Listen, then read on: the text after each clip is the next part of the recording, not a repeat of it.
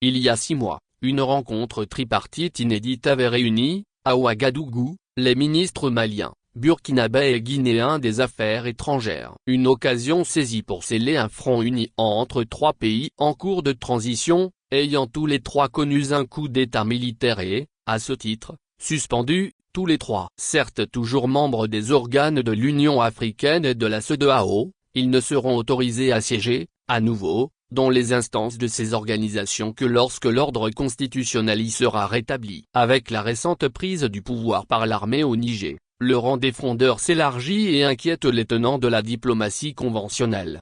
En mettant sur pied un front commun dont le but initial était d'œuvrer, ensemble, pour obtenir la levée de la suspension des instances de l'UA et de la CEDEAO, ces pays entendaient exprimer d'une même voix leurs préoccupations par rapport à des décisions dont ils peuvent subir les conséquences, notamment sur le plan sécuritaire ou sur celui du développement.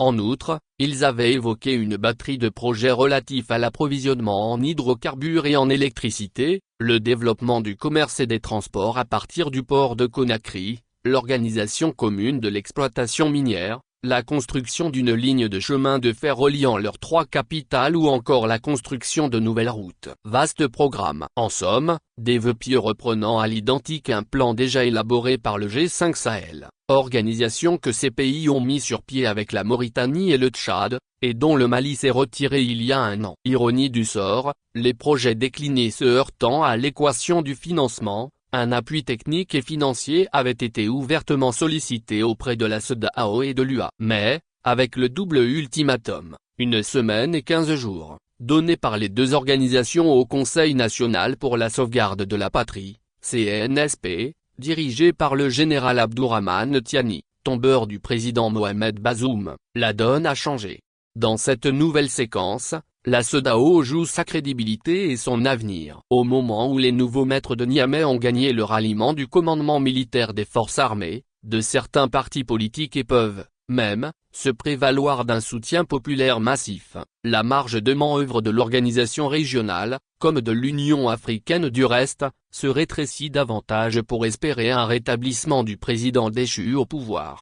Rappelons que lors d'une réunion à Bissau, en décembre dernier, les chefs d'état-major des pays de la CEDEAO avaient exposé un projet de nouvelle force antiterroriste comprenant 2 options. La première consiste en une force antiterroriste avec des missions offensives de recherche et de destruction, de protection des populations civiles et de sécurisation des infrastructures critiques. Mais, outre les difficultés politiques relevées par les experts, cette option, en raison de contraintes financières, ne semble pas efficace à long terme. La seconde option se limitant à des missions d'appui et de soutien, renseignement, appui aérien, logistique, conseil, formation, etc.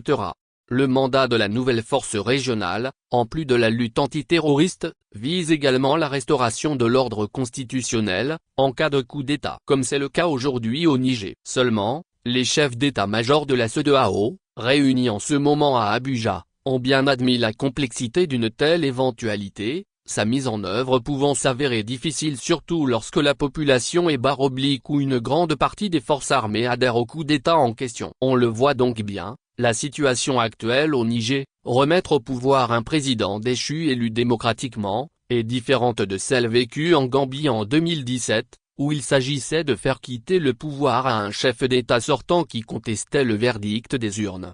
En tout état de cause, toute intervention militaire de la CEDEAO au Niger serait contre-productive et surtout très risquée. Le contexte politique sous-régional ne s'y prête pas, le contexte sécuritaire encore moins. Parmi les griefs soulevés par le nouvel homme fort de Niamey, le général Abdourahmane Tiani, il y a la dégradation de la situation sécuritaire et la mauvaise gouvernance politique, économique et sociale. Autre raison ayant incité les forces de défense et de sécurité, FDS, à prendre leurs responsabilités, certaines décisions prises par l'ancien régime comme la libération de chefs terroristes armés ou l'absence de coordination avec le Mali et le Burkina Faso, pays voisin du Niger confronté aux mêmes menaces sécuritaires. On comprend alors la réaction musclée de ses voisins tous engagés dans une cause commune aux côtés de leur allié naturel. En définitive, la seule alternative demeure la concertation avec le nouveau pouvoir et la négociation pour un retour rapide à l'ordre constitutionnel. Toute autre initiative serait préjudiciable à la paix régionale et au bien-être des populations concernées, les véritables perdants d'une guerre perdue d'avance.